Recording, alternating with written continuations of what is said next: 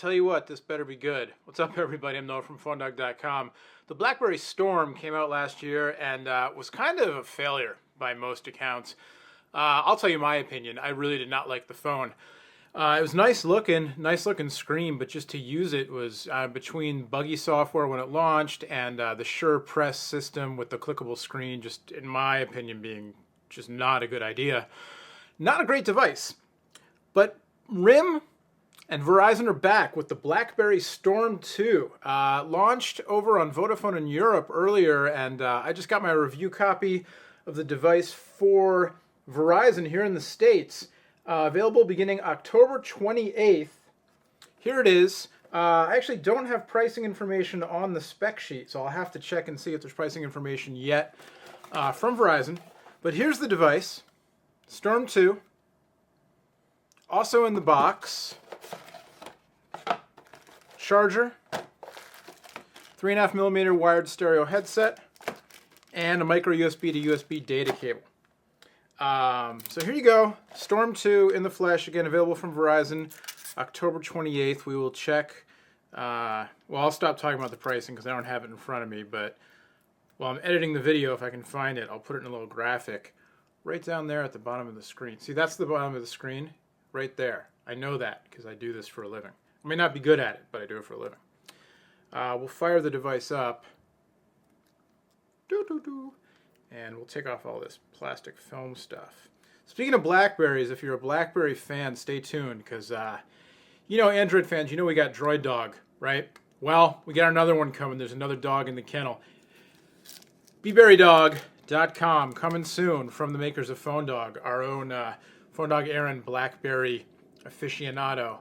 We'll be getting BlackBerry on in a little more depth than we can on the PhoneDog website, so we'll have to check that out if you're a BlackBerry fan. Coming soon. I think there might even be, you know, you might be watching this video months from now, whatever. I'm shooting this video, as you can see, on Friday, October 23rd, 2009. And as of right now, there's a logo contest. Design the, I think we're past the design stage. Now you can vote on the BlackBerrydog logo. So go over to PhoneDog.com and check that out. Anyway, here's the Storm2. 3.25-inch touchscreen, 360 by 480 at 184 pixels per inch, so pretty high res. It's capacitive touch with this new version of the Sure Press technology.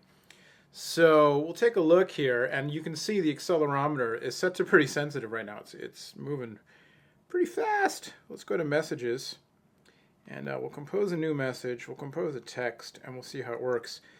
So, I don't know, let's send it to 555. 1, 2, oh, can I stay on the number screen, please?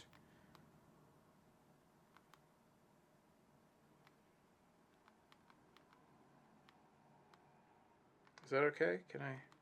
Yeah? Okay, thanks. So here you go. You've got a keyboard in portrait mode, and then you can rotate into landscape mode. Accelerometer kicks in. And something is clicking, that's for sure.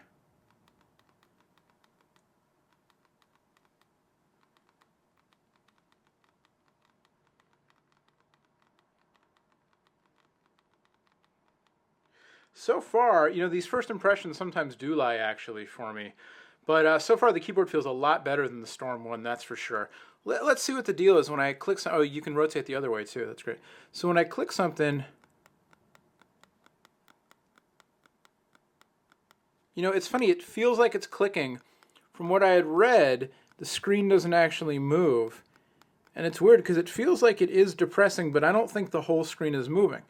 From what I understood, there was just electronic feedback that just was centered in the area you're pressing to make it feel like a click, but it's not the whole screen on a big, you know, spring thing moving up and down like on the old Storm 2, or the old Storm rather, the original Storm. And it does feel better so far. I'm gonna have to test this out.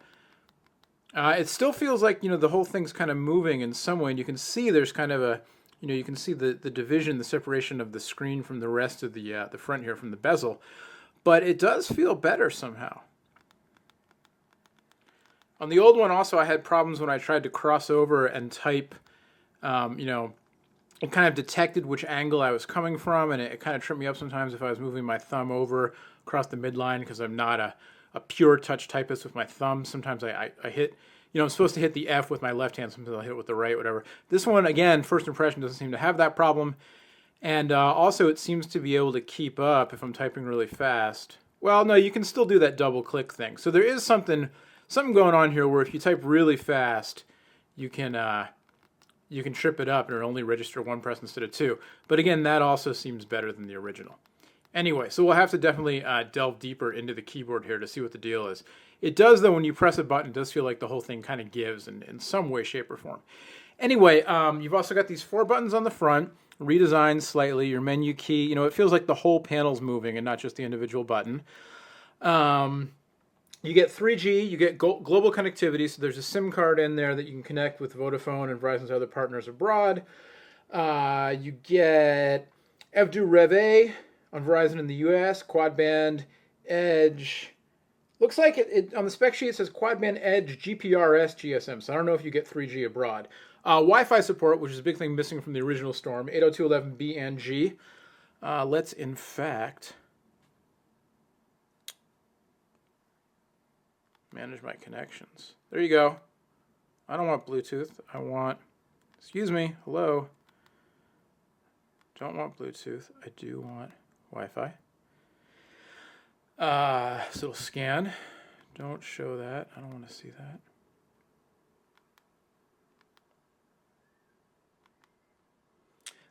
So you get the Wi-Fi. You get a 3.2 megapixel camera on the back with flash, autofocus, zoom, video capture, media player, GPS, BlackBerry App World. There you go. Wi-Fi seems to be working. BlackBerry App World, Slacker Radio, VCast with Rhapsody, all that stuff. Let's see if there's a video in here showing off this big old display. Again, 3.25 inch, 360 by 480.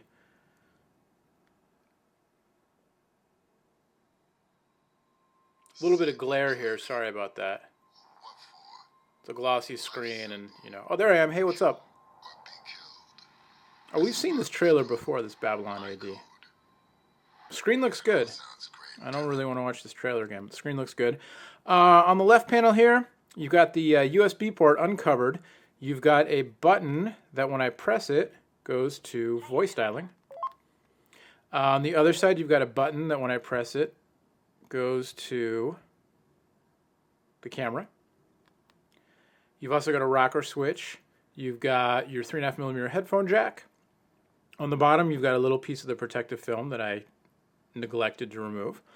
On top, you've got your power button, and then you've got your speaker on-off button,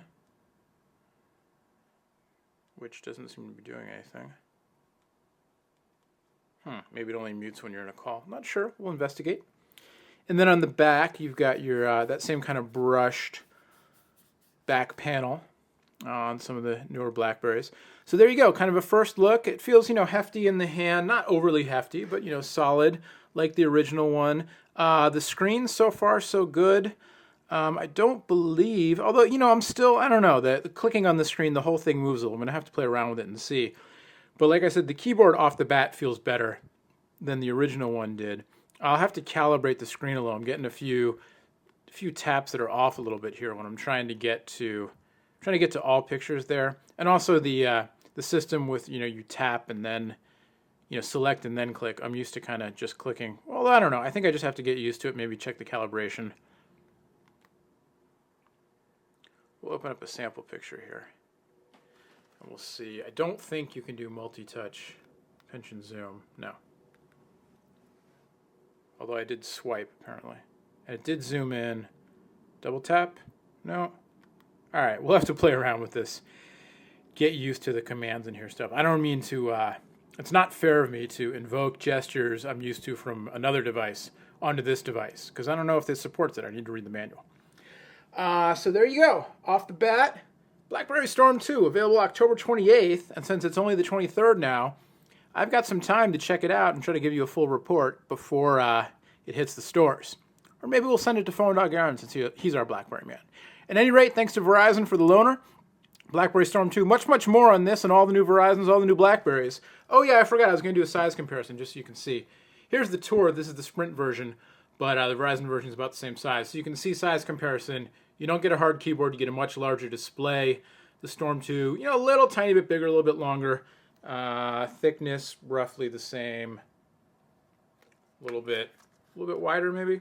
Nah, really just about the same size as the Tour. A little tiny bit longer is the Storm 2. There you go. Much, much more on the Storm 2, the Tour for that matter, all the new BlackBerries, all the new Verizon phones, all the new phones on phonedog.com, and very soon, bberrydog.com, your new BlackBerry destination. Till next time, I'm Noah from PhoneDog. Thank you so much for watching. We will see you later. Bye-bye.